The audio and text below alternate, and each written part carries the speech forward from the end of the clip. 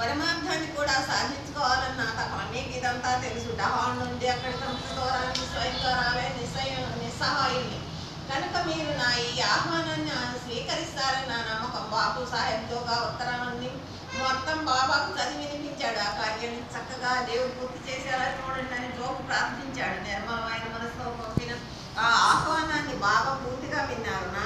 నా స్మరణ చేసేవాడిని నేను ఎప్పుడూ గుర్తుంచుకుంటాను. నాకు గుర్రం కానీ రైలు బండి కానీ విమానం కానీ అవసరం లేదు. నన్ను ప్రేమగా పిలిస్తే చాలు. ఏ మాత్రం ఆలస్యం చేయకుండా తక్షణం ప్రకటమవుతాను. నేను మరొకరు ముగ్గురు కలిసి వస్తామని అతను ఉత్తరం రాయి సంతోషిస్తాడు అని చెప్పారు. బాబా చెప్పింది అంతని జోగు దేవుడు తెలియజేశాడు.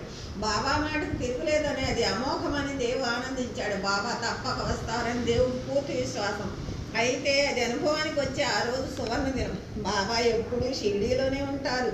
3 గ్రామాలకు మాత్రమే ఎప్పుడో అరుదుగా వెళుతుంటారు అని కూడా దేవుడు తెలుసు. వారికి బుద్ధి పుట్టినప్పుడు 6 మాసాలకో ఎప్పుడో అర్హత రుయి లేక కనీంగాంకు మాత్రమే వెళ్తారు. ఎప్పుడు షిరిడీలోనే ఉంటారు.